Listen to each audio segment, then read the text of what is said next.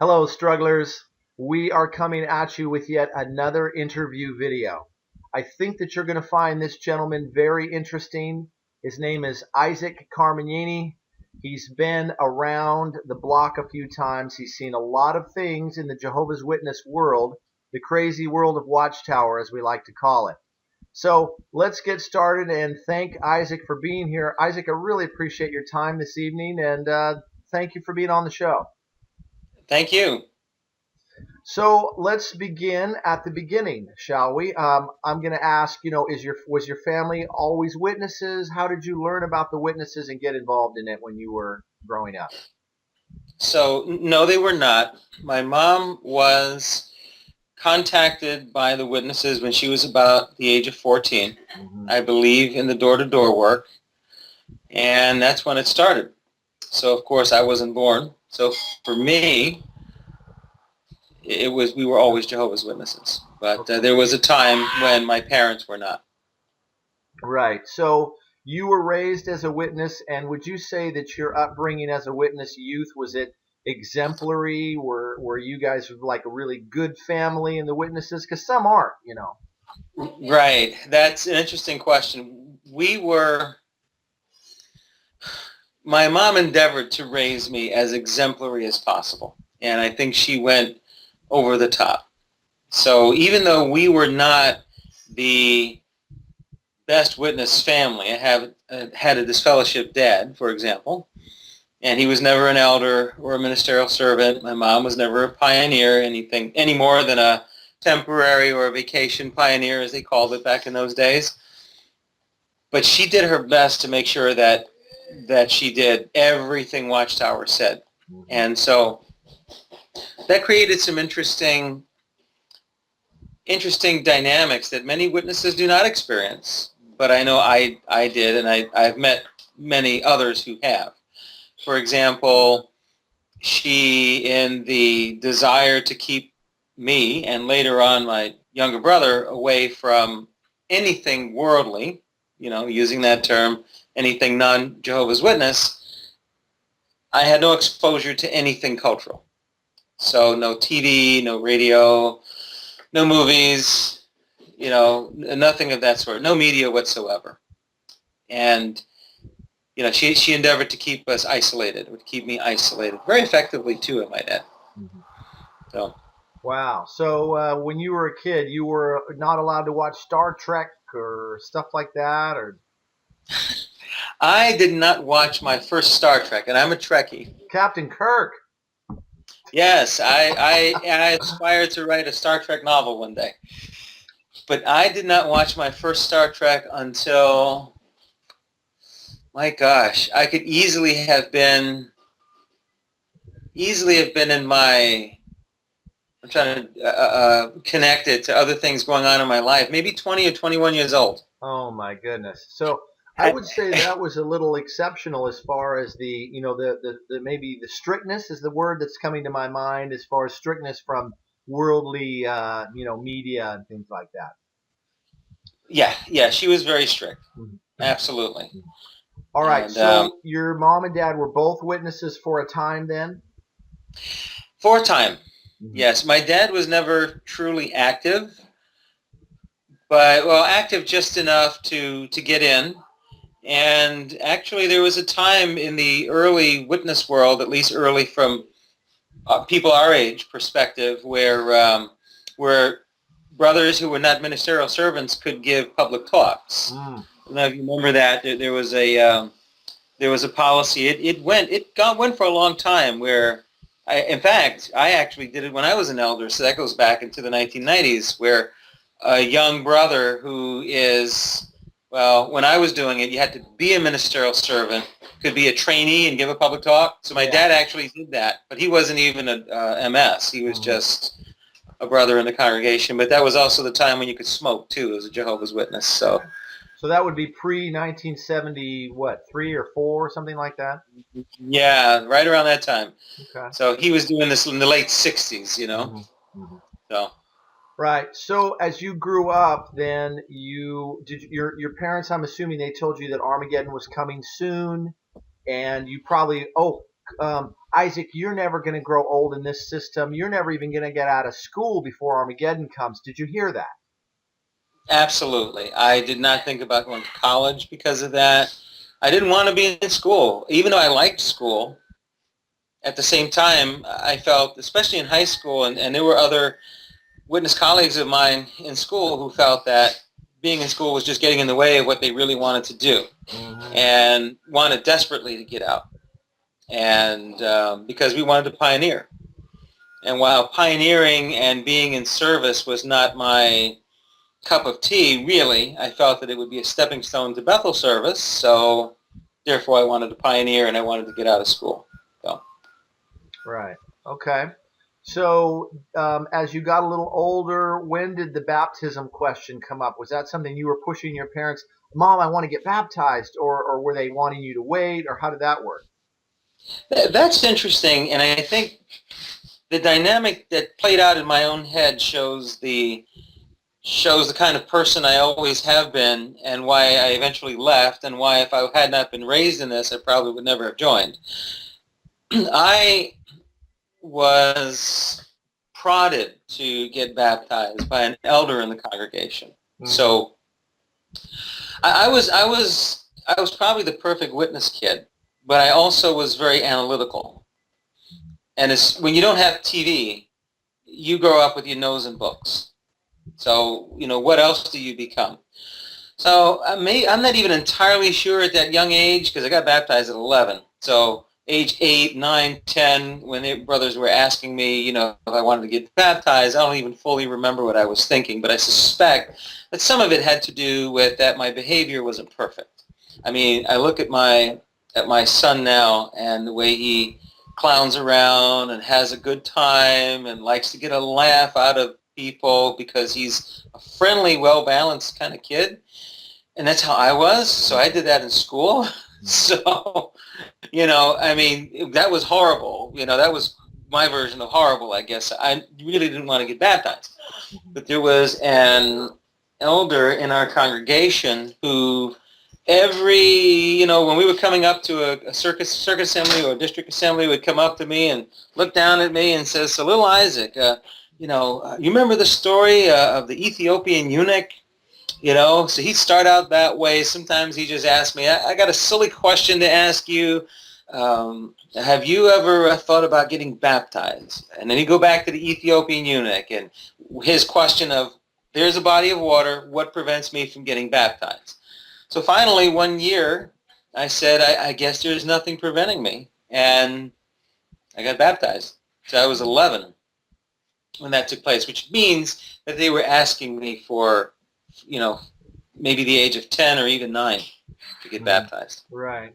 So you went along with it, and of course they shower you with praise when the youngsters get baptized, and all of a sudden you get to carry a microphone around, and if you're a brother, if you have a penis, you're allowed to do that, of course. So I was qualified. Yeah. So here's young Isaac. He gets baptized. His mom's so proud. And then did you kind of go back to just being a normal kid, or did you start being an Uber witness, or what? That's the interesting thing. So mind you, I was never really quite normal because I couldn't have any friends. I couldn't have any TV. I couldn't have video games. We had a lot of video games in the 70s, but whatever was out there I couldn't have. I didn't have much of a social life. So I was a bit of a geek and a nerd, even though I also wanted to be a cool kid like my son is. But interesting thing, and I process a lot of this now as an adult with a lot of experience. We grew up in the inner city. So we grew up in a part of Brooklyn, New York, that was going downhill. So even though I'm half Italian, the Italians were fleeing that part of Brooklyn, and the Jews were fleeing that. So what that meant was you had a lot of single parents who were struggling economically. And what that translated to was they didn't have the ability to train their sons the way my mom was able to, because my dad made enough money where we were a one-income family. She was a stay-at-home mom. She read to me all the time. So I was a good kid from the standpoint of knowledge. and always prepared for the meetings, great comments, and she was just on top of me. It was her goal, her mission in life to make sure that I grew up to be the best witness possible and to be a Bethelite. That's where I got that notion of going to Bethel to begin with. So I was the shining star among kids in the congregation, not because I was better than anyone else, but because of all that energy she was able to put in, to raising me. So the instant that I got baptized, maybe within 6 months, I actually got something that I thought was tremendous at the time. There's no other kid that had ever done it, to my knowledge, in that congregation. And that was I became the assistant magazine server. And that was back in the day where you had to handle money. Yes, I remember. Count out the drawer. So I was behind the magazine counter with a ministerial servant. I remember his name. His name was John Brown. He was a Bethelite, African-American brother, kind of receding hairline, just in case he's watching this. Maybe we could make contact again. Hi, John Brown. John Brown, very mild-mannered, and so he was my overseer back behind the magazine counter. And then during the meeting, I had microphone duties, and I had everything that you could possibly have as an assistant ministerial servant. I mean, that term was around 7 years ago when I left, so maybe it was around back then too. Okay. So you're making progress. You said earlier, you were going to pioneer with the means as a means to an end, because if you want to get accepted to Bethel, if you don't have a special skill, then you better be a trioneer or a pioneer of some stripe. And exactly. At that time, you had to be, was it 19 before they'd let you in? Yeah, 19 years old. That was it. And I think it was a 4-year commitment back then too. Yeah. Like going in the military. Yeah. So should we skip ahead to when you went to Bethel, or is there more stuff in between now as you're a teen? It's an interesting story. We better go it stepwise, because I never made it to Bethel. Oh, that's right. Though living in New York City, you certainly get exposed to Bethel quite a bit.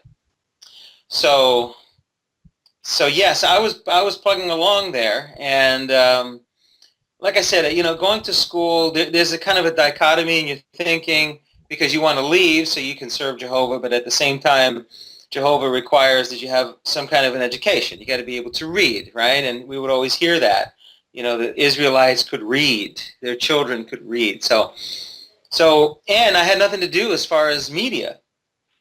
So I was, thirsting for knowledge. Mm-hmm. So that eventually led to, by the time I was in middle school, I was in a gifted and talented middle school. So I don't know what they're doing in California, but I know here in New York, they have these entire programs where everything is accelerated learning. Mm-hmm. So that was helpful to me. So that was my middle school years, and I vacillated between trying to be a clown in school, trying to do well in school, and wanting to look cool like you did if you lived in the inner city in any major New York city. So you had to have, actually what I got now on my desk, you had to have a boombox. I mean, I love the thing. That is an old school boombox you've got there, Isaac. You see the era, the period that I like, right? So that's when we were kids, right? So I wanted to walk around and carry one of those things. Of course I couldn't, but there was one time where I actually snuck one to school in a box disguised as a science project, meaning that I told my dad this was a science project. And mind you, I normally had to take the bus to school, so I was, I didn't think he would notice, and this is the one day he decides to take me to school. So, oh no, it's a science project. Of course, I was a little witness kid that had no experience in how to be worldly, so I got busted with the thing like in first period. And next thing you know, he's getting a call to come down and pick up, the radio. So that one didn't go very far. So I didn't really do anything really crazy, but I just wanted to have fun. I didn't know, like I said, I was like an outlier, wanted to but couldn't, and that still leads to some things even in my adult life. But anyway, I digress. By the time I got to high school, I applied for one of the elite high schools in the city. And so again, I was going through this. I'm in a school that prepares you for college, but You're not going to college. But I'm not going to college. I'm puzzling my teachers. I'm trying to auxiliary pioneer and go to school. So I'm not putting all my effort into school. I'm not getting involved in any kind of clubs or anything. I don't have the memories of high school that my daughter, who graduated yesterday, will have of her high school, because I was just, I would actually walk to my high school doing street work, go to school, and in many days leave and do street work back home. So there was no interaction beyond the business of school. Mm-hmm. And that's how it went. There's a significant thing in my life that's probably worth mentioning that probably affected my life right up to this day. That happened when I was about 16. And the way I walk into the story is that my mom tried to be as exemplary as she could. And what that led to is circuit assembly parts and being interviewed as one of the model young people. And so I developed a relationship with a circuit overseer we had here in the city, the name of John Manning, John and Francis Manning, putting it out there because I'm sure someone that watches this video has heard of them. And we bonded to the point where he had me on a circuit assembly part. And it was one of those, if you remember, we had the 2-day circuit assemblies on Saturday. The last talk would be one given by the circuit overseer. It was kind of special. And if you got an interview there, that said a lot about you.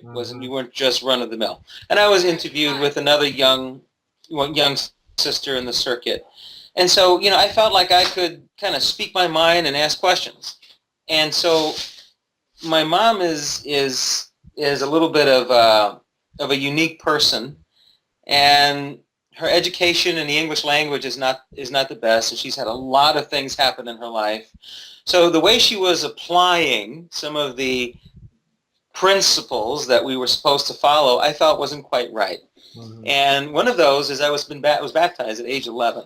So I felt, in my puffed up way, that I was the spiritual brother or head of the family. My dad was disfellowshipped. I'm 16. I'm a brother. I'm a male. That qualifies me. You taught this, right? Like you said, you carry the microphone, all of this. So the elders and the circuit overseer, basically said, no, your mom is still the head of the family. That one didn't quite set well with me because that seemed to contradict the way I saw some scriptures. I decided to write Bethel and wrote the service department. What I did was, my best friend was another guy my age in the congregation, and I was over at his place, and we cobbled together this letter. It was my idea. We both did it, and off it goes to Bethel. So here it is. I'm questioning and don't even realize it because I don't know any better. See, I'm also going to a good high school that's teaching me critical thinking. Yeah, I'm not even realizing things and to ask and inquire. Yeah, so the messages are going in there, right?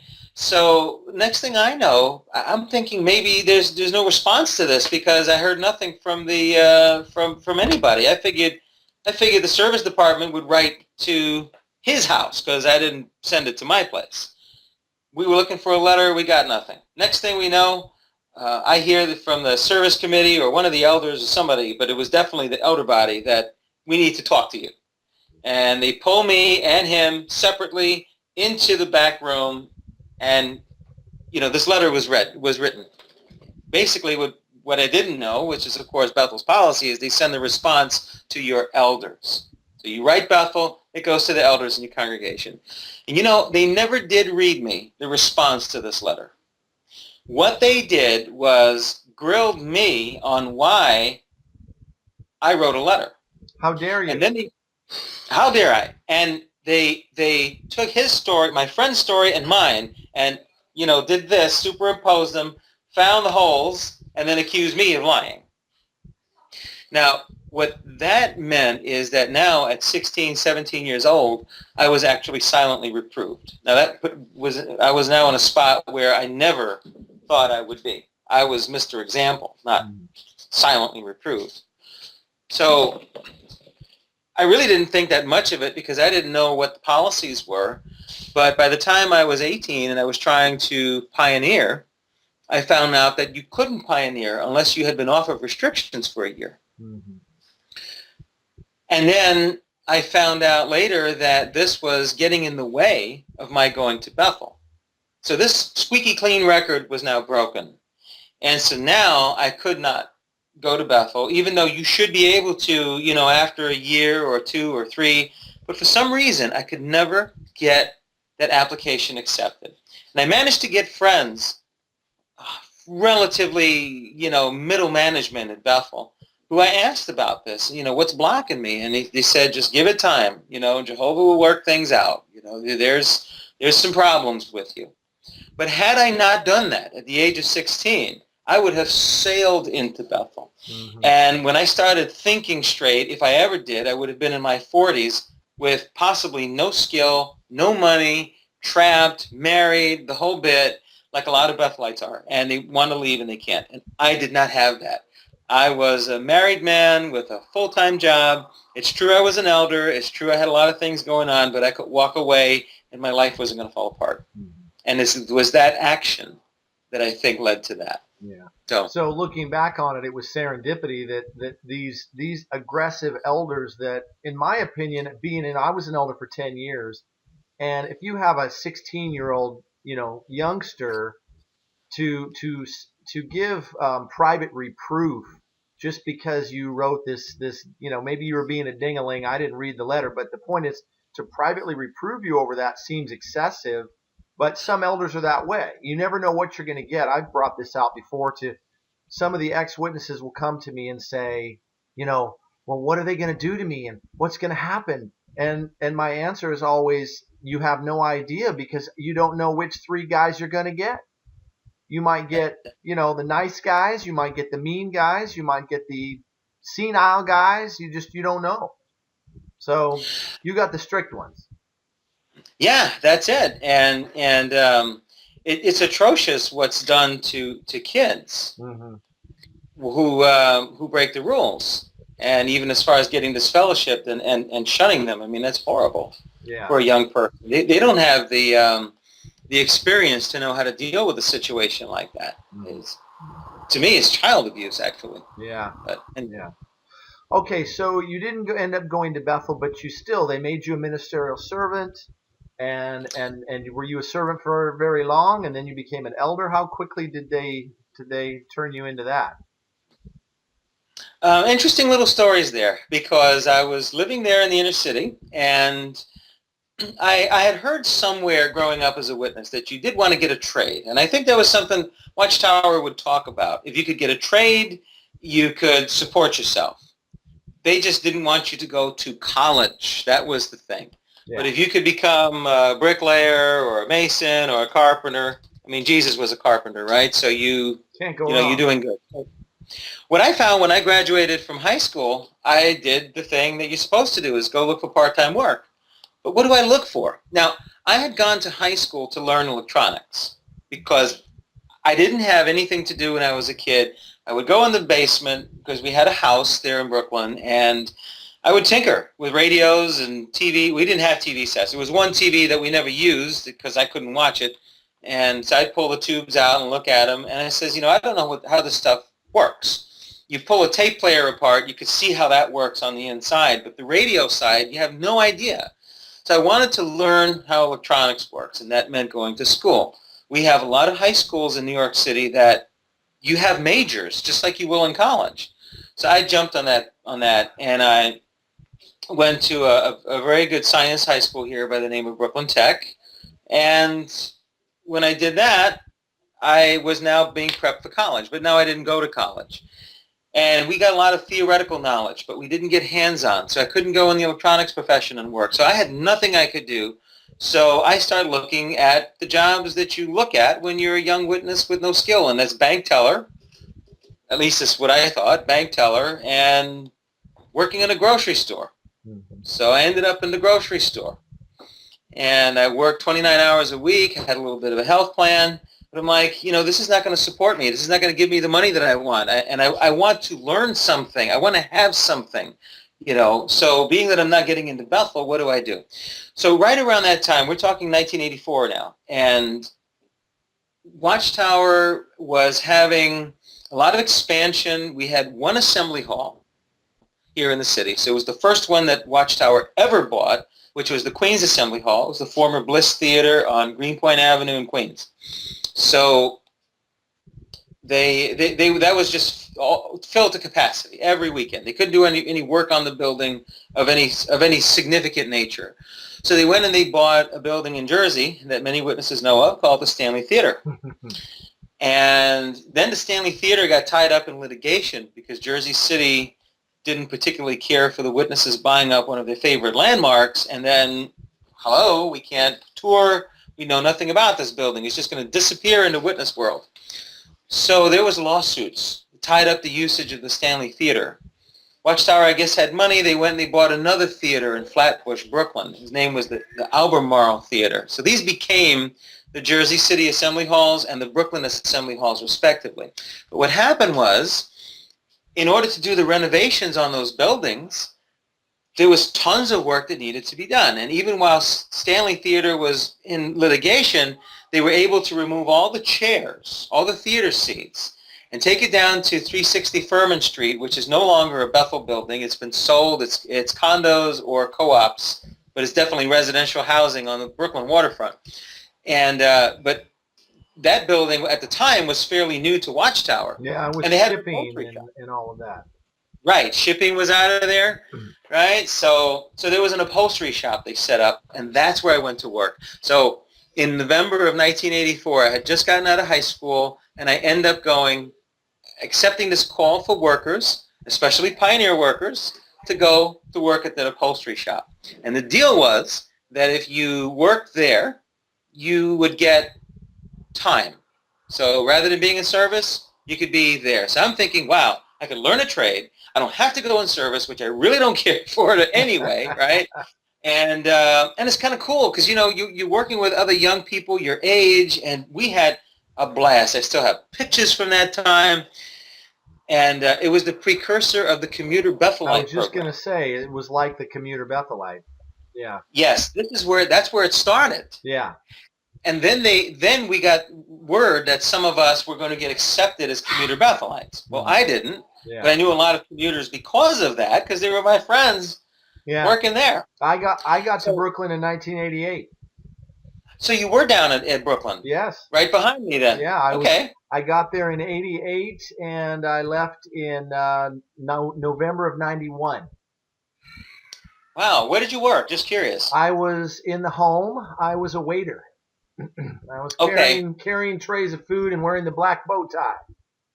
That's why we never met, because if you remember, right after 84, 85, I was working on chairs, and then the Stanley Theater was being remodeled. Right. Brooklyn Assembly Hall was coming in, and they wanted volunteers. So I just got swept up in that I'm going to volunteer, and that's how I'm going to learn my trades.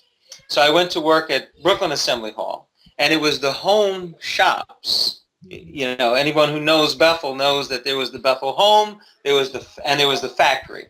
So it was the home shops. You had a plaster shop, carpenter shop, and all of those various trades that renovated those assembly halls until it finally became too much.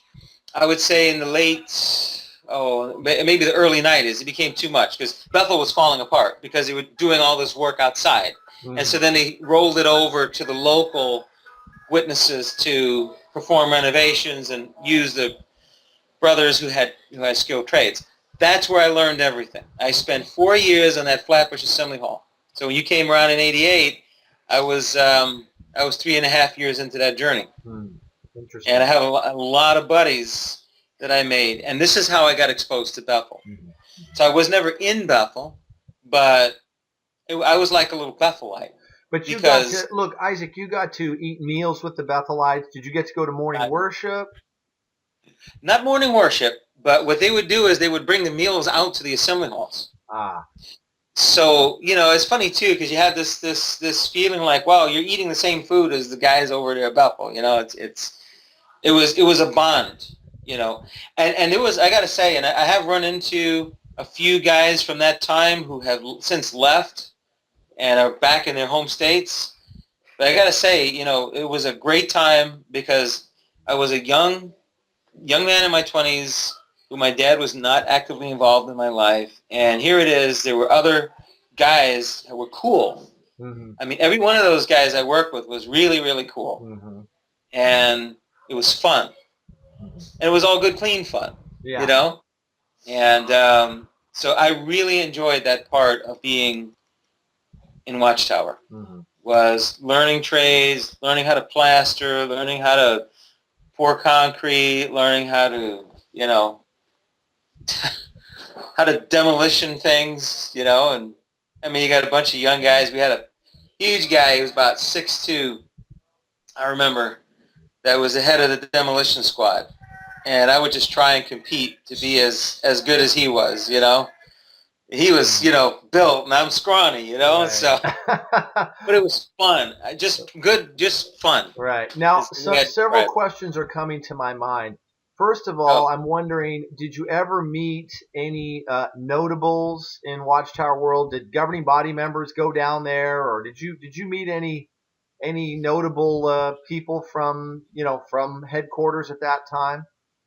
Oh yeah, you would actually, because my mom was the person she was always taking me to Bethel. So I mean, I have shook the hand of Nathan Knorr when I was a little guy, Mm-hmm. Fred Franz. I remember, to digress to this, 117 Adams Street. Yes. When I was a kid, so we were the same age, right? So when we were kids, there was you go into, I think it was 117 or 120. When you go into the main lobby, there was actually a boiler that you could see from where you would stand as a visitor to get literature or whatever.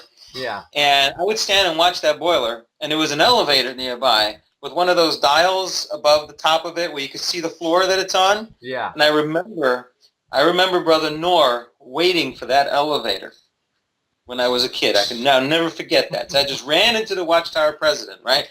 My mom lived for those moments. She worshipped the old governing body members. So I certainly have seen those guys. Sometimes they would come on tours for those at those assembly halls, and sometimes if ever we had a big event, like we would a dedication, that's the chance to meet Ulysses Glass and so forth, and definitely all the home overseers. Mm-hmm. So I remember Bob Alexander was one from our era there, and yeah, I and it was remember another the name. Yeah, they would come every week and tour. There's another home overseer named Kent Fisher. I don't know what he's doing nowadays, Mm-hmm. but Kent worked with us a lot. So yeah, and that was the other thing too, because as Bethel kind of left, they would leave. When Bethel left and rolled over the work to the local brothers, they left a smattering of their overseers. So I got a chance to work directly with guys that normally I would have had a lot of management in between me and them had I been at Bethel. Right. So, and that there was actually a lot of good experience in that, because I learned a lot about how to manage and how to be, that kind of a person. Right. There was one brother I'll never forget. I think he's still alive. His name is Lonnie Vincent. He was a carpenter. He worked for the Department of Prisons, and he worked at San Quentin. Ah. And he was supervisor. He was a carpenter supervisor. And at some point, he left, came to Bethel with his wife, and I saw him on a memorial invitation about 4 or 5 years ago. So I'm taking it he was alive probably then. Interesting. Oh. So how long did you work as a commuter Bethelite or as a volunteer worker, and then you got made elder at some point in there, and then you... Right. Now I know. Why did I even go on that tale? So my congregation that I was in, they couldn't wrap their heads around, how is it that Isaac is never here? He doesn't go to meetings. He doesn't go in service. Now, I had Watchtower carte blanche to do that. Yeah. Because of that, because I wasn't involved in the congregation, I couldn't get appointed as a ministerial servant. Try as hard as I could. Couldn't get appointed. So in 1989, when I was, 20, 21 years old, I still wasn't a servant. However, I had a lot of credibility in the Assembly Hall world. And so I was invited to be a live-in caretaker at the Queen's Assembly Hall, which is an interesting position because it makes you like a Bethelite, but you're not a Bethel. You go to Gilly graduation, you get a stipend. Yeah. Right? Yeah. So live-in caretaker, though, I only lasted 5 months. But it caused me to move from Brooklyn to Queens. And when I made that switch, I fell in love with the congregation I was in. And so when I stopped being a caretaker, the elders, now I went from being with a lot of inner city elders that didn't really know the Bethel world to a congregation where it was all Bethelites. You know, notables. Joel Adams was in the next door congregation. So now I was meeting people. They understood my situation. And so when I left the assembly hall, I explained everything to our elder body.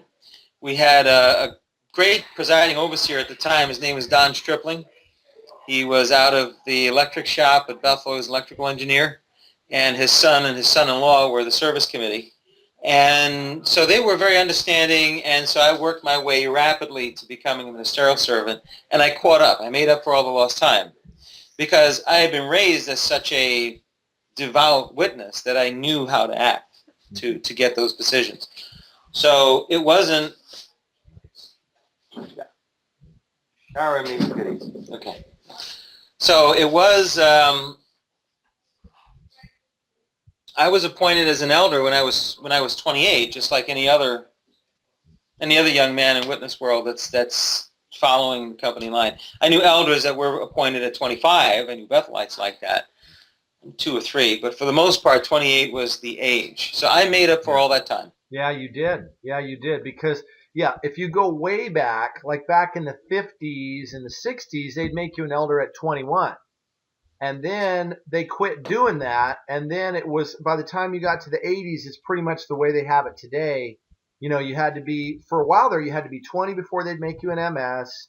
And then you had to be, close to 30 before they'd make you an elder. So, yeah, interesting. That circuit overseer I was telling you about, John Manning, told me that he went on the road, as he put it, at age 27 as a circuit overseer. On the road, 27. Wow. Okay. So, yeah, they made him young in those days. Yes. Okay, so here you are. You're an elder. Now, are you starting a family at this point? You've got a wife and kids? Are you a single elder? Where were you out there? No, I was definitely married. This was one thing that got me in all kinds of trouble at Queen's Assembly Hall because I couldn't stop wanting to have a girlfriend.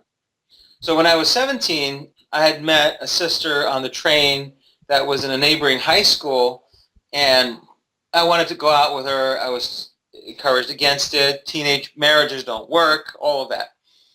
So I held off. And speaking of Bethel notables, there was a Bethel notable that there was 2 actually that encouraged me up that path. One was, at the time, he wasn't that notable, but he was on the branch committee in one of the islands. His name was Tom Jefferson. And Russ Curzon, who has since passed on. Oh, I know Russell Curzon. He was always going around glad-handing everybody, shaking everybody's hand, and yeah. So, every Wednesday when I would get off work, I would stop by the home there, 124 Columbia Heights, go to the 107 building, and Russ was always reception, and Tom was an overseer there. He was a home cleaning overseer, now that I think about it, along with his sidekick, Al Harrell, at the time. And I'd sit and talk with Tom, and I'd talk with Russ, and I learned a lot there, but I also, my girlfriend was gone. I let that go. But I couldn't let go of the idea. I, wanted romance. So when I got to Queen's Assembly Hall, I started seeing the same sister again, who has since passed away. But the Assembly Hall committee didn't like that. You're bringing a girl into an Assembly Hall that's vacant and alone at 8 o'clock at night. What, are you crazy? Make sure you leave the apartment door open. That's what they would tell me, You shouldn't be doing it. Something bad could happen. Yes, I was on the bad side, but I wanted to be involved, so eventually I ended up getting married at age 24. Okay. And so by the time I was an elder, I was married, but I had no children. Mm-hmm. I was just married. Okay. Yeah. All right. And how long did you end up serving as an elder? Was it for the duration until you quit being a witness, or how long were you an elder? Almost to the end. I was an elder for 11 years. Oh. And so I started at 28, and I had my first child when I was 31. So I was already an elder for a couple of years. Okay. And it was what I learned as an elder that led me to leave, finally. There's a lot of weird stuff you see. Yeah, see, so I was always an inquisitive person. So when I was 17 years old, if I go back a little bit, when you graduate from high school, you're starting life fresh. And so I wanted everything to be right. So I had my doubts about the witnesses, to be perfectly honest. I did. And it was a time of doubting because there were a lot of talks and dramas at conventions in the early 80s about apostasy. So it got me thinking. I knew who Ray Franz was. Lord knows, the whole Malawi controversy, he was the spokesperson, and my parents did allow me to hear just enough radio to know that. Mm-hmm. So I embarked when I was 17 on my own quest to figure out if this was the right religion. The only problem was I read nothing but Watchtower publications. Yeah. So all that did was validated witnesses. Well, when I became an elder, that was another pivotal moment for me. Right at the time that I got appointed, we had a Bethelite who was our school overseer, because my congregation was mostly Bethel elders at that time. He was very busy, had a lot going on. He actually had not been in Bethel that long. He was married, and he had moved up from Florida to be at Bethel, but the school overseer's job was stressing him a bit. So when I was still a servant, I was trying to help him any way that I could, passing out assignment slips, making the schedule. So when I became an elder, and he finally couldn't do it anymore, I was the natural choice. Right. So I became the school overseer. And I was the school overseer for the entire time that I was an elder. And what that did for me was it said, okay, we were taught that the Bible is our main textbook. I mean, we are taught that, even though we don't actually do it as witnesses. I'm reverting back to we, meaning Jehovah's Witnesses. We don't actually do it, but they say that. That's the main textbook, right? It's just, when do you get a chance to read it? Right. We had the Bible highlights, which allowed me a chance to say, hey, you know what? Let me focus on the Bible.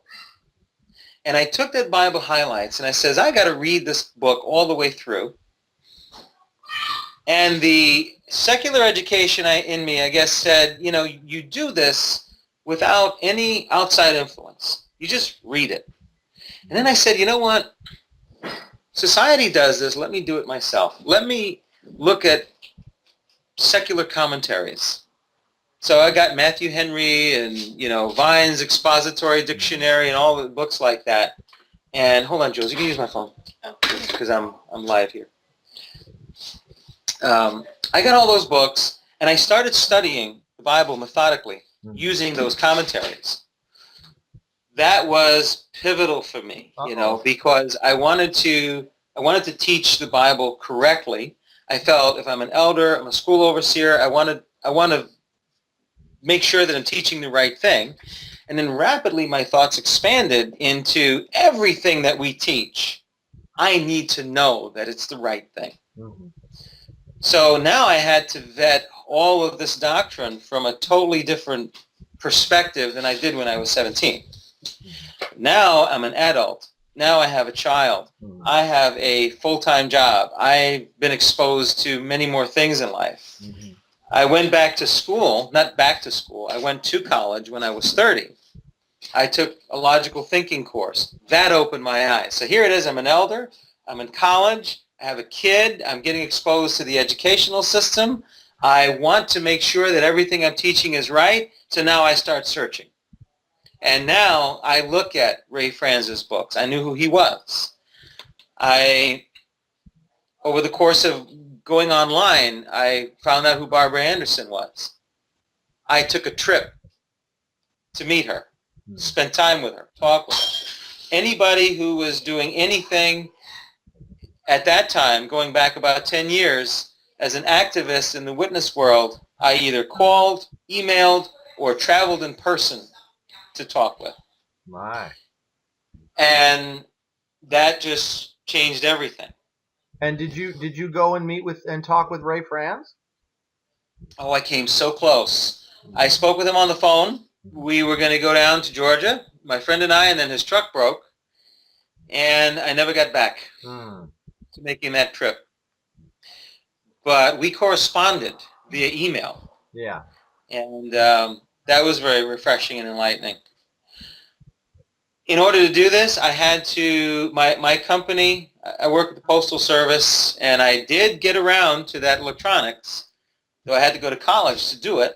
So we have a big training center in Oklahoma.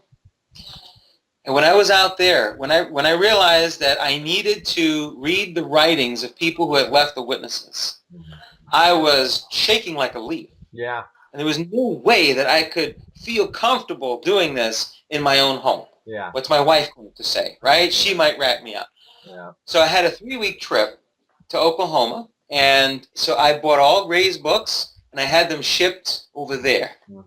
And I spent that 3 weeks. When I wasn't in class, I was reading. And the more I read, the angrier I got. Oh, and the yeah. more betrayed that I felt.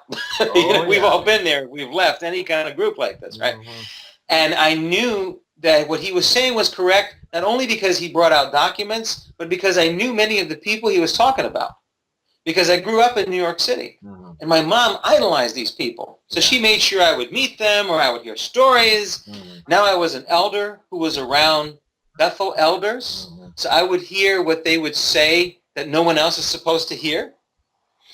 Like, for example, in 92 or 91, when I first started, when I first got to my congregation up there in Queens, in Astoria, and they changed the policy on the donation arrangement, and they instituted it. Yeah, January of 90. So I was told, look, this is because of taxes. This has something to do with Oral Roberts and the case in California. I'm talking about we were told this. Yeah. But we were not to tell anyone else. No, that wasn't commonly known.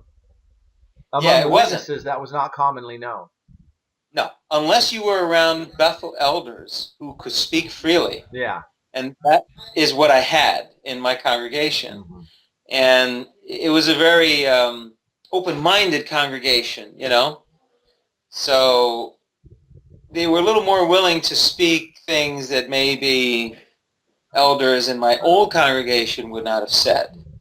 Well, you know? and I can give you an example. Like when we would be sitting around the table for morning worship at Bethel, one of the people was one of my, the table head was on the service department, and they would talk about the recent magazine, and there was some flub ups in there, and they didn't like the way that the graphics looked, or they didn't like the life story. They thought it was kind of weak. They would talk about stuff like that, which you would never hear those kinds of conversations in the congregations locally.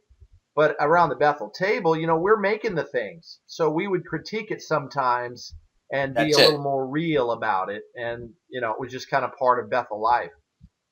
That's it. That is exactly it. And I had that same experience as an elder driving circuit and district overseers in my car around the territory. Yeah. Because I was, at that time, I was climbing. You were part of the club. Climbing. You were in the club. And in the club, interesting story. I knew someone who was very well connected at Bethel, very well connected to the president of the society at the time. I want to keep some of this vague to protect the innocent. And it so happened that we were walking around. You know how sometimes after hours, people will take tours at Bethel, you know, of your family or your good friends or your elders, and you got a meeting there at Bethel anyway. So we're touring, and we get to the office of the president of the society at the time. And it just so happened, the office is immaculate, it's clean. That would have been Henschel. It was the Larson days. So it was a little closer in. Remember, when Larson was overseer of the factory. Well, but Larson was the overseer of the factory way back. Yeah. It was either Henschel or Larson when he became Watchtower president. So this was fairly recent, just before I left. Okay. I had already made my trip to see Barbara Anderson, I'm pretty sure at the time. And I'm standing in the office of the president. That's the main thing I want to get out here. And the office is immaculate, but it so happens on his desk, there's an agenda for a meeting that they had. I wish that, you know, I guess I had a cell phone back then, but the whole thing of snapping a picture, I either couldn't do or didn't think of. But I looked down at this agenda. One of the agenda points was the issue of child molesters at Bethel. Whoa. I saw that with my own eyes, and it was one of those pivotal moments that said everything that every Barbara and other people like her, Bill Bowen and so forth, everything they've been saying, hello, it wasn't long after that the Cano case broke, and for all I know, that's what that agenda point was about. You know, so it would, you know, just to know, I mean, what are you taught as a witness? That everybody that speaks against it, they're horrible people, they're liars, they're you know, they're worse than the devil. And to get validation that, yeah, what they're saying is true. Or Watchtower's leaders wouldn't be talking about it as if it's existing. So I was definitely in the club, and I was moving up, and Patterson was becoming, Patterson and what's the place up there upstate? There's another one. Warwick. Yeah. Yeah. So that was being worked out, and so Bethelites were leaving like flies. They were laying off Bethelites like crazy. That must have been really bad for morale. Having Bethelite friends, having you know, so many Bethelites in my congregation. I know one Bethelite. He was worked for the Kingdom Hall desk. He was very influential in their tilt-up construction work, and a lot of our city Kingdom Halls went to tilt-up. Yeah. And so he had spent a lot of time in Africa, and then he came and he started working here in New York. And when all this broke, he just said, you know what, I need to see if I can make it on my own out there before, you know, I get too old. You know, he was already in his 40s. And so he left. He got a job. He was renovating a government building, or either renovating or building a government building here in the city, working for Tishman Construction. So, I mean, he succeeded. But it was this fear that was going on at the time. And the morale just kept plummeting. Every time you thought it was low, it kept going lower. And this is what I was getting from friends of mine who were one step away from the Nethinim or the given ones on the governing, you know, helping the governing body. And because all these guys were leaving, they were either being told to leave or they were going on their own. Our district assemblies, I started getting parts. Yeah. One of the very last things I did was give a district assembly talk before I left. So I was an elder right up, almost up to the end. And I left, I resigned as an elder claiming burnout and depression and that sort of thing, which, well, kind of true, I suppose, but, you know, it was more about that I had to get away from this. Yeah, yeah. Man, that's a lot of interesting stuff. Isaac, I really appreciate you sharing this. So when you finally realized you had to get out, you had to step down, and maybe you figured in your mind you were going to fade, was there a moment when you talked to your wife, when you came to her and said, honey, I read these books, I have to share this with you? What happened there? That was interesting. I was an elder and a mole at the same time for about 3 years. I was feeding information. If you go back to some of the bulletin board forums of those years, say 2005, 2006, there are folks on there who were leaking letters. Like now that's commonplace, but it wasn't commonplace back then. Every time I would get something, I would scan it and I would email it to one of my friends that I had made on one of the discussion forums, and then they would leak it and say it was an anonymous source. Yeah. There were many of those times when that was me. And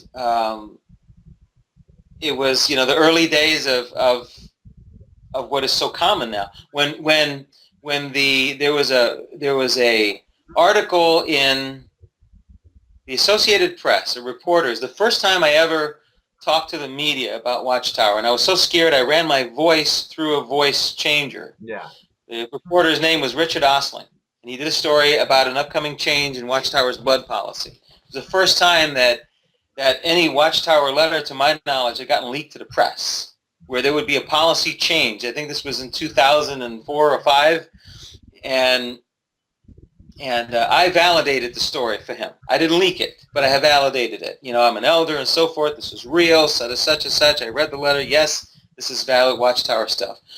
So being that I was already a mole, I was partially a mole I wanted to change things from the inside, but I also wanted to get my family out. And so I did let my spouse at the time, and I am remarried, I let my spouse at the time know what I was thinking. And there was an article written by an attorney in Florida by the name of Kerry Louderback Wood in the Journal of Church and State. That was a 19 or 20-page expose of Watchtower blood policy. And it was brilliant, and it was quantifiable stuff. It wasn't just blasting it because it's a stupid policy or something like that. It was fact-based. So I gave that to my wife for her to read it. And she thought it was correct, too. And I thought I had my family on the path of leaving. So I didn't want my daughter in this at all. And then, I don't know what happened. No one's ever explained it to me. I was looking to fade, and I was going to buy a house in another part of the city where I could just fade. If I had resigned as an elder and moved, then the thought was I could, you know, just disappear, right? They would send my address to the next congregation, but I don't have to answer the door. And I could actually stay as a witness, which would have been helpful because I had friends and family that are in. I didn't really want to be out. I just didn't want to be in. Well, and your mother must have been very proud of you being a prominent elder and being, you know. Oh, it was everything to her. Yeah. That was her mission in life. Yeah. So, you know, I kind of wanted to, you know, let the people who wanted to think that I was depressed and burnt out, let them think that, you know. Everybody would think what they thought. Mm-hmm. But I had gone so far as to starting to make the arrangements to buy this place, but, you know, I'm a very collaborative husband, and so, you know, my wife has equal share, equal power, and for some reason, the deal just fell through. So what happened now, I had started raising my profile. I had resigned as an elder, but I had gone much farther than that. I had written the teaching committee, very, very detailed letter explaining my thinking, my situation, my thoughts on why they needed to make changes and so forth. And I sent it under an alias. But I had people working in the branch office in my congregation. I had helped to start a foreign language group. And so that attracted, you know, bigwigs over at Bethel. And so I was just one step away from being outed. So my elders actually found me and said, hey, you know, somebody wrote a letter to the governing body. Their story sounds a lot like yours. Was that you? Ooh. And so, see, I was getting to where it was just a matter of time. And now I couldn't move. Now I was stuck in the apartment practically in the territory. So it was just a matter of time. So I wrote my disassociation letter. I had that all prepped just in case. And I work nights still to this day, which is why it's been so hard for us to get an interview. And so they knew my hours. They ambushed me sitting in a dark SUV with the lights out. They staked me out. And when I left to go to work, they jumped out of the van and said, okay, look, we formed a committee for apostasy and causing division. Here are the dates. You can come to your committee, or because you have been a decent person, you will consider, if you write a letter, accepting your letter of disassociation. I mean, I was never a nasty person taking on people outright. I was always worked through aliases and so forth. And so it was very quick, my exit. I mean, within a week and a half, they were announcing me. Mm-hmm. And the only thing I could do, being that I had been the acting presiding overseer for 8 months, and I was doing well, so I had everybody's email addresses. I emailed the entire congregation, and I said, look, you're going to hear this about me tonight at the meeting. I attached my letters of resignation. I attached my disassociation letter, everything that I had written to the governing body. I attached that all, and it says, I hope you read this. Don't punch the delete button. There's some really important stuff that's going on that you need to know. I doubt anybody read it, one or two. Those one or two who did, they still correspond with me. I did bring a few people out, afterwards. I'm finding people are still affected by my exit, including the young lady who wrote you about me and brought us together. That's right. But, yeah, that was it. Mm-hmm. And then I was free. Mm-hmm. Right. And I'm so glad to be free. Did your being disassociated, so-and-so is no longer a witness, all that baloney, did that affect then your marriage? I mean, did that ruin your marriage? Did you feel like she was going to be loyal to the organization over this apostate husband that she had the horror of finding herself laying next to every night? Well, this was the interesting piece, is what I was finding out then and have learned very recently, I mean as recently as 2 months ago, is while she was initially, my first wife wasn't raised as a witness, and I thought I had her. But the reality is she was talking to the elders about me. Initially, she was trying to get me help. Mm-hmm. She desperately believed that I was mentally ill and needed psychiatric help. Sent the circuit overseer to my house or to my apartment when she was at work and I was home because of my night shift. I pretended not to be home. I didn't want to have that conversation. I found that she had located on our computer some of my blogs. And I know that because she had printed it out. So as I find out from people who have now left, who can tell me things that went on, she was feeding that information as evidence to the Judicial Committee. The other thing, so she was now a mole on the mole, turned in the mole, right? So she was already co-opted, and now I was out, but I was still married. But the reality is, as you know, many young witnesses don't get married for love, and they don't get married for the right reasons because you don't know at that young age. You're so innocent. So we had other compatibility issues that surfaced, and when she suggested divorce, I said yes. And I make it very plain because I still had that thing in me where I was not going to get divorced, but I certainly would have accepted if someone else said it. And that's what I did. But I knew that the marriage had suffered because of my advocacy against the witnesses. Mm-hmm. And, the relationship with my daughter, it's great, but I know there's always an underlying tug of war, right, where she's trying to pull my daughter in the direction of the witnesses, and I'm trying to pull in the other direction. Mm-hmm. And she can't even get straight that I was not this fellowship. No one was going to throw me out, for wrongdoing I didn't do. I left, voluntarily. But, so we were divorced very soon. Well, maybe not very soon after that, but the proceedings started very soon after that. Mm-hmm. The marriage is the first thing to go. Right. Well, I appreciate you being candid about that. And there's a lot of people, myself included, that once they left Watchtower, their family fell apart because of it. It's very common. And it's everything is so tied in together.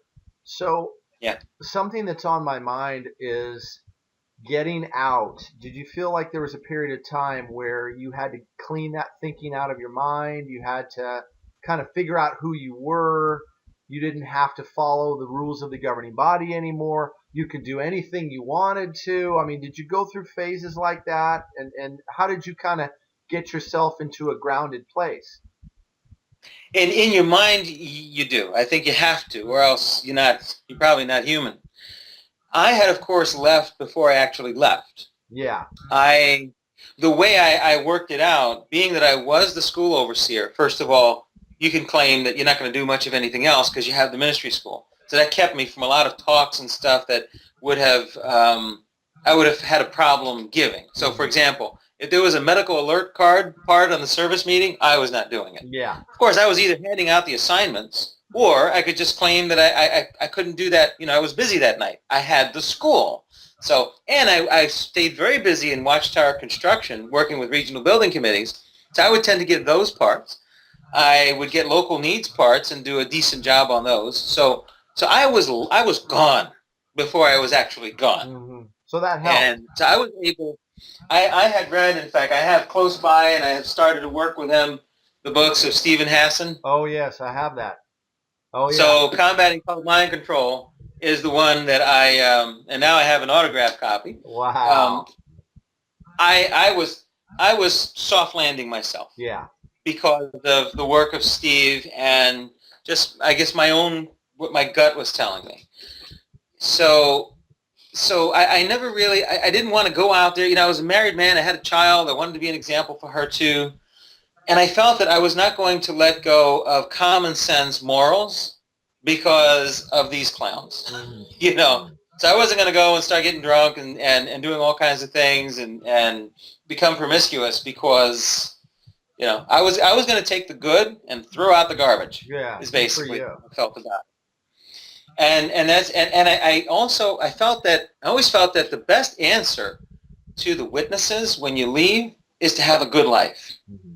To have a happy one, but one that is not what they say you're going to be, that you're going to spiral down, but rather that you're still productive and you're a functioning member of society, because then what can they say? I mean, they're still going to say things, but intelligent people will see through that nonsense eventually. Yeah. About you as a person. Well, and so look, it makes me think of all these accusations that they leveled at Jesus in the Gospels. They called him this, that, and the other, and then Jesus just said, "Wisdom is proved righteous by its works." By its works. There you go. Yeah. There you go. And that's what I did. I had made a life for myself outside of the witnesses before I had left the witnesses. So I reached a point where I was kind of living a double life, but not in the immoral sense, but rather in the manner that I had, I was living in two different worlds. So I was kind of relieved to drop one and then devote myself fully to the other. Mm-hmm. I had friends in the community. I was not going to spiral down into depression from leaving, and I definitely felt depressed. I missed, my friendships dropped like that. This happened overnight. People knew that I was a thinking person and I had issues, but to become an apostate, whoa.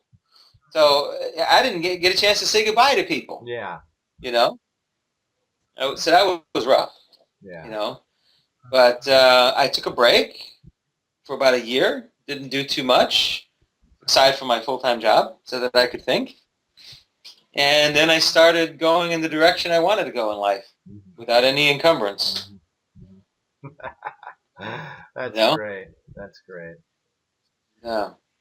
Yeah, and so you started. You have a new family. You've got kids that are doing well, like you've mentioned. You have a career. You haven't just curled up in a ball and like they tell us that you would, and that's exciting, and that's the silver lining for any of the people that are watching this that are thinking, I have to get out.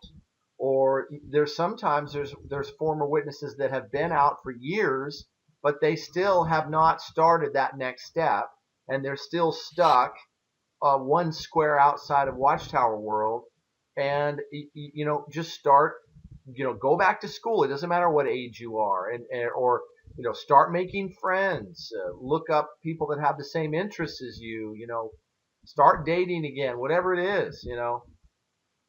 Absolutely. Now, this was interesting because what I decided to do, first of all, there was a time after I left where I took the advice of a faded witness by the name of Simon that runs one of the very large discussion forums out there on the net, and he said you have to become an ex Jehovah's Witness. So I took that because of my mathematical and scientific background as you need to be an X squared JW. So for a time you have to get away from it. Yeah. And then you can come back to it.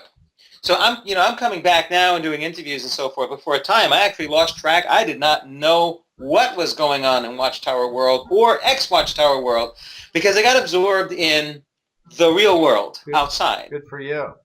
And for those who wonder, how do you start? What thread do you pull on that gets you somewhere? The one that I yanked on was this.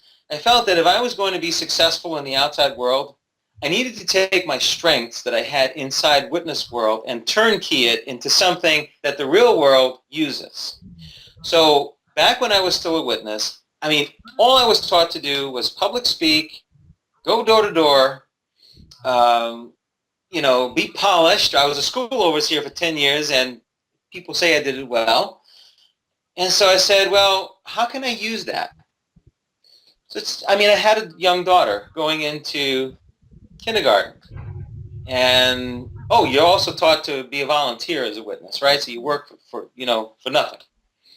So I looked up every publication that I could find, and there was nothing. Well, I couldn't be like a shop steward at my job or get heavy with the union or anything like that or get involved in politics. There was nothing against working with the PTA in your school. I said, okay, here's what's going to happen. So I didn't live in my congregation territory. I lived nearby, but not in it. So that was very convenient because I could do things and the friends in my congregation wouldn't see. So I got involved with my school's PTA. So now I could volunteer. People thought, wow, he's a public speaker. It's like people thought I was amazing, and I'm like just doing like what I've been taught to do as a kid. So I was able to turnkey that. It led to school board. So now I've been able to turnkey it into a political. So where now I'm a known person in the circles that I run in, But it started by, rather than trying to start something totally fresh and new that I don't understand, take what you know how to do, right? And so witnesses are taught, to volunteer, do things. So there are a lot of people that do good and ask for nothing back in this world. And that's something that witnesses can do. They can join humanitarian groups and volunteer groups and CBOs and NGOs that do good work. And maybe you volunteer, maybe you'll end up getting a paid job. But, then you work from there and you make new friends. And that's how, when I was ready to leave the witnesses, I had tons of friends. And if anything, I in order to continue growing, I would have had to leave the witnesses. Because every school board meeting that you go to, the first thing you do is the Pledge of Allegiance. And you're not supposed to do that as a witness, right? So even though I never got busted, I never got caught doing that because witnesses don't get involved with stuff. Yeah. It's a shame. Yeah. It really is. It is a shame. And you know what, Isaac, this is great advice. This is really, really good advice to capitalize on the training that we got and you turn around and use it. And there's sometimes there's this hand wringing, this, I wasted 20 years. Well, you know what? You learned some things. You made some friendships. You helped some people. You didn't, it wasn't a complete wash, but use what you learned, use that training and do something with it. And here's a perfect example of that. So that's an excellent, excellent point. Mind you, when I started with the Postal Service, I didn't start working in electronics. I started working as a carpenter. Mm-hmm. And that was because of the training that I had gotten working on the assembly halls. Mm-hmm. So everything that Watchtower has given me, I've turned it around and made a career out of it. Mm-hmm.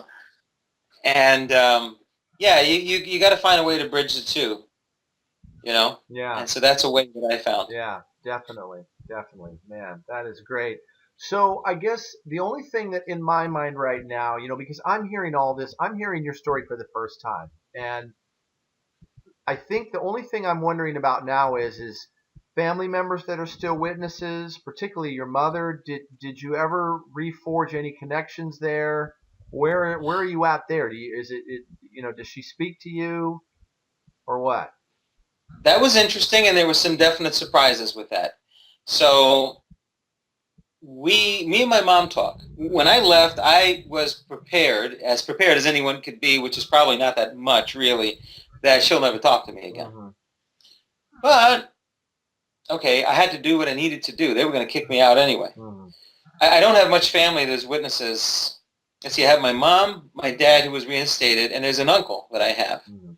So we'll start with my parents. My parents never stopped talking to me. My mom decided that she's got a good heart, really, because she could push back against that. I'm not going to talk to a disfellowship son or disassociated son.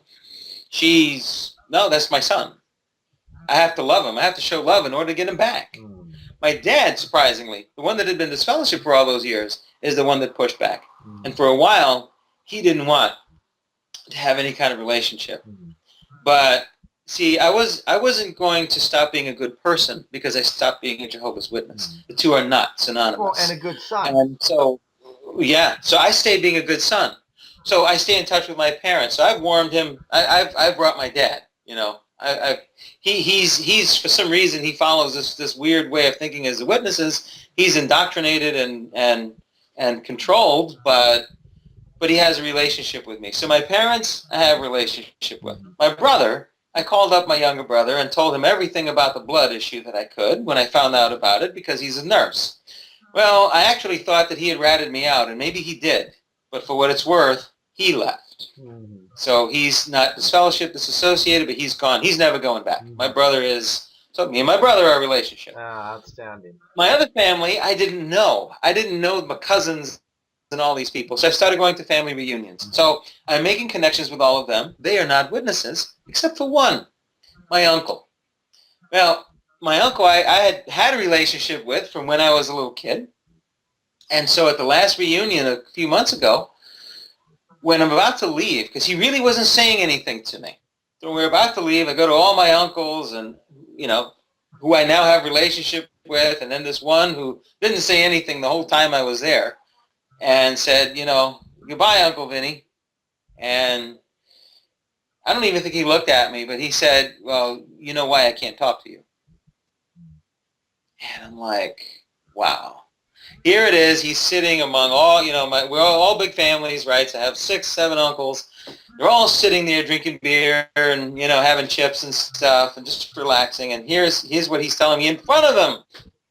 He can't talk to the one nephew who he's known from when he was a little kid. That's the way this group works. It's horrendous. And of course, in-laws from my first marriage who are witnesses, they will. So my ex is still with co-parents, so she does all the parenting with me. Mm-hmm. But when we have joint events like yesterday with the graduation, they'll just ignore me. Yeah. Even though I'm the father. Imagine that. Yeah. So. That's how it goes. But fortunately, there hasn't been too much of that because my mom is a sensible lady in spite of everything that she has. Bless her with heart. This. Yeah. Yeah. I think so there's good people in there, even though they're controlled, but still there's an underlying personality that goes away. It's what Steve Hassan talks about in his books. He says there's the true personality, and then there's the cult personality, and that true personality sometimes will emerge and will prevail for a while, and then if you try a frontal attack, the cult personality is gonna snap into place, and you cannot penetrate that. But hopefully, in times of calmness, their true personality is gonna come forward, and she's gonna be a mom to her son. That's it. And I was aware of that having read his book, so I try not to trigger the cult side, and when I do, I've chosen not to take it on because I'm not going to change her. I would collapse her entire world. At 69 years of age, I would collapse everything around her, friendships and everything else. I don't even think she would process mentally what I'm saying. But if she did and actually got it, Now, what's the structure that's going to be built up to replace it She has at nothing. this She age? has nothing. No. There's no structure. So it's better to leave what's in place there, even though we know that it's flawed. Yeah. For me, I think about I'm going to be a change agent for everybody going forward in my family. And interestingly enough, in my second marriage, and my second wife was never a witness, but she did study with the witnesses. And one reason why I got with her was because she can understand the witness thinking, but she never joined. And I like that because I like being married to someone who has a solid sense of self, not being in this garbage. Her brother, so that's my brother-in-law, one of them, is a witness and is an elder. And it's amazing to see how he shuns the family. It's horrible, but that's just what we've grown up to know as witnesses. But so I kind of have the best of both worlds, somebody who can understand it, but somebody who rejected it. So my mind is never going to be pulled back into this, but so far anyway, because I have her there as a partner. Right. I think that's lovely. And, you know, I'm in a really great relationship myself right now. My girlfriend and I are very committed, and she's never been a witness, but she, probably like your wife, has learned all about the world of Watchtower and is right there to support me. But sometimes, you know, I still find myself explaining things to her, and then she goes, "Oh yeah, okay, now I understand why this or that." But it's nice to have that there, to be able to have somebody that you can tell and that they can get it, you know, that they can understand it. Yeah, and I've gotten more involved. I run a meetup group. I run some Facebook groups, or help run some Facebook groups, not only with ex-witnesses, but with ex-Orthodox Jews, ex-fundamentalist Muslims, and other and ex-Christian groups that are not witnesses. Cult survivors. And with that done, yes, all cult survivors, and I'm want to get deeper into that activism. But I bring my wife along, and so she gets a chance to talk to those folks as well. And so when she sees things in me that maybe if she just looked at me, she said, Isaac is a little screwed up. But now when she talks to them, she sees, well, maybe if he is, that's just comes with the territory, you know. And so, and I, in talking to other survivors, I also can realize that what she's telling me, let me not take umbrage to what she's saying, because the reality is I was screwed up by all the years of indoctrination, and it resurfaces every now and then, that program. So yeah, it does. Before I forget, promote your meetup groups and what you're doing a little bit more. What are the groups? When do you meet? Let's hopefully this video can encourage some people to meet up. So I'm going to say a couple of things. One thing is, if anybody Googles me, just Google my name, you're going to see what I do here in the city, because I'm constantly talking to the press. So, and I'm saying that because people need to see success stories, no matter how small. Mine is small, but nevertheless, that there's a life outside of this, that you can interact and integrate in society. I run a group on Meetup called New York City Happy XJWs. In fact, I love it. It was started by an ex-missionary. Okay, so yeah, Happy XJW Survivors, NYC-Happy XJW Survivors Meetup. So this was interesting. It was an ex-missionary that was looking to get out. He hears about me. We meet up at a TGI Fridays. Within a year, he has left. He has started up this group. You name it, he's done it. Now he's living in California. He left me with the administration of the group. So I run that meetup, and then through this... You're not talking about Lance, are you? I'm talking about Lance Goller. Oh, I know Lance. He was a waiter. He and I were waiters at the same time at Bethel. No kidding. Yeah. Wow. Yeah, Lance was having his doubts, and I validated that as the first person to validate. Yeah, he's happily married, and he and his wife just have a little baby, and yeah, he's doing good. Oh. Yeah. I didn't know that. Yeah. Oh, wow. Yeah. See, the last I saw, he was hiking somewhere and just having a blast. Well, I saw him in Lake Tahoe last year. You know, we have a big meetup in Lake Tahoe every year. I got to go this year. I'm going to have to do that. Really? I've been Well, wanting to go to Lake I want Tahoe to for a long I time. want to promote that. It's July 11th, 12th, and 13th. It is in the most idyllic, most beautiful place in maybe in the country. One of the best places, Lake Tahoe. And there's a guy on JWStruggle.net that organizes it. He calls himself Flipper. And Flipper and I have talked we've never talked voice, but just instant messaging. Yeah. Oh, he's great. Nicest guy in the world. And I did a video. I was a month or two ago promoting TTATT Fest. I call it TTATT Fest. It's been known as Apostafest, Fest, but I wanted to get away from that word. And I like the truth about the truth is TTATT, so I was calling it TTATT Fest, Pasta Fest, TTATT Fest.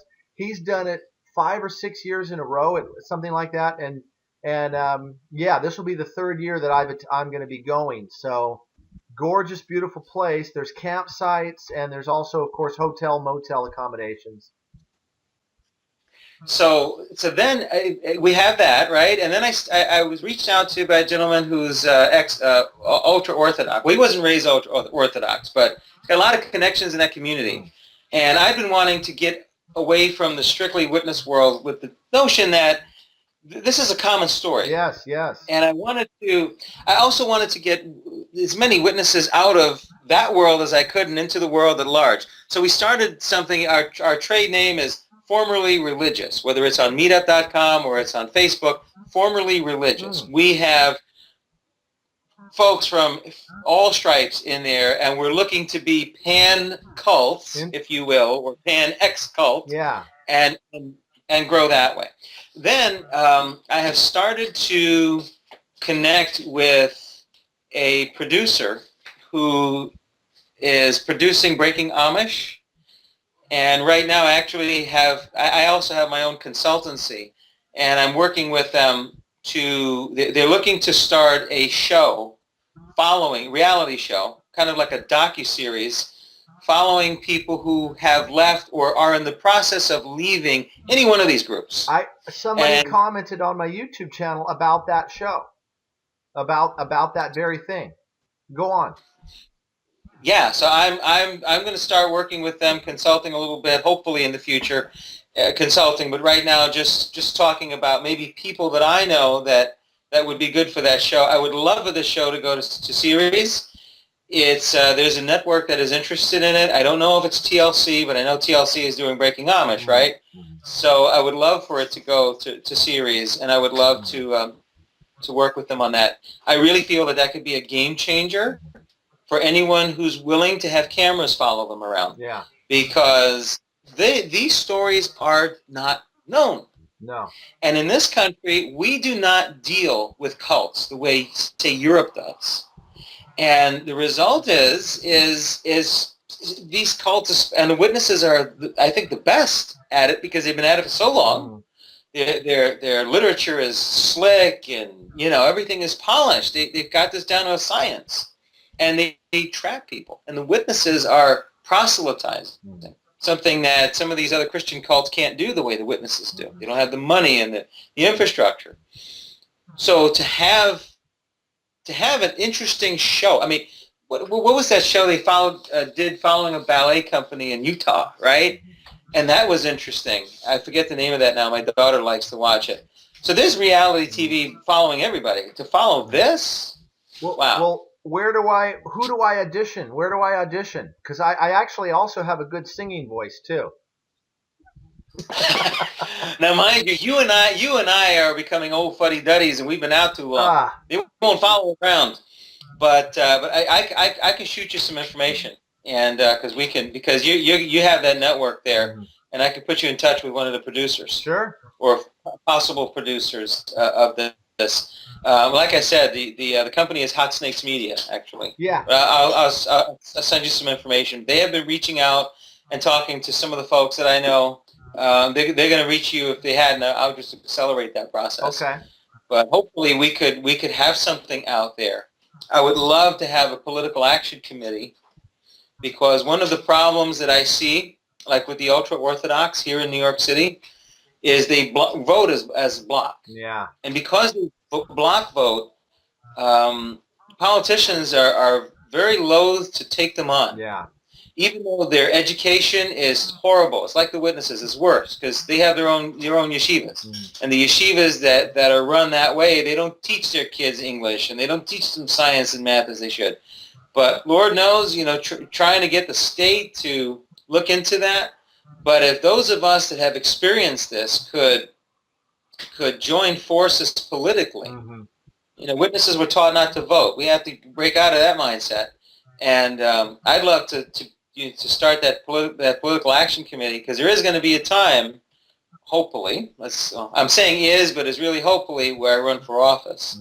And when I do, I want to be on the other side of that, validating these stories and having some hearings here in New York City, or maybe in D.C. I hope to get there, because this is a problem. And remember all the pedophilia that comes out of these groups. Yes. So this is the safety of our children. These are human rights issues. It goes far beyond the witnesses, and we've got to expose it. We've got to expose it. Well, about the truth you already have my vote. Thanks, buddy. You probably have to get residency in New York, but darn it. Yeah, I'm a California guy, unfortunately, but I'm your West Coast. I'm the West Coast leader of the PAC that we're going to form. So there you go. Yeah, well, I want to have a board for this PAC that is definitely across the U.S., because that's what we need, And yeah, within the next 2-3 years, I want to have that up and running. I'm already on the board of a PAC here in the city, so I've got some familiarity with how you're supposed to do it, the legal route, and so forth. I just need help doing it, right? And we could talk that through too, because we got to do it. Yeah. These stories are not out there between the reality show and the PAC and the meetups. Well, and I would like to put in the description on this video, I would like to put some of your, like, maybe if you have a website or a blog or whatever links that we can put in there, just email me those and I will include those in the description. So when folks watch this, it's going to be right there for them to click on. I like that. Yeah, the beauty of this technology, isn't it? Yeah. It's game changing. Yeah. It has changed the game for Watchtower, definitely. Now they're promoting JW.org in August, right? Oh, they're rebranding themselves big time. Yeah. Yeah. So my prediction is in the next 5 years, you will not see the word Watchtower on anything. I think they're going to phase it out. I agree. It's going to be JW.org. Everything's going to get, Watchtower will be gone because they know it has such a horrible taste in people's mouths. They don't want it to be, they don't want, that magazine will not be called that anymore. Yeah, well, I've been feeling that too, because they have to get away from all the bad press. The Conti case, showed them up. $28 million, I mean, $27 million, somewhere in that order. That just validated what we've been saying about. Well, I got the chance to talk to Candace and Kathleen in the winter of last year at the premiere of Gregorio's movie, Truth Be Told. And I got a chance to, they are the sweetest people. And I got a chance to ask the mom, Kathleen, I said, and Candace was right there, but I said, when is this girl going to get her money? How long? And when are they going to have to start cutting her checks? When are they going to have to start paying? And she said, soon. So, yeah, because they've been putting it off. Yeah. Well, it says a lot. I felt that was probably a punitive amount to put a shot across Watchtower's bow on the part of that jury. And that's a good thing. Yeah. Yeah. Exciting stuff. Well, look, Isaac, I really appreciate you taking the time away from your family. It's late in your, in New York time. It's a little earlier here. But thank you for spending the time, for letting us expose this and tell your story. It's not easy to talk about this stuff sometimes and expose what you did and what happened, but I think it's going to help a lot of people, and that's the goal. I hope so. I hope I did a good job. Oh, you did. You did. Thanks. All right. Hey, take care, Isaac. Great to meet with you, and we definitely need to talk some more as time goes on. Yeah, let's stay in touch. Okay, sounds good. All right. Good night. The order is rapidly fading, oh, the time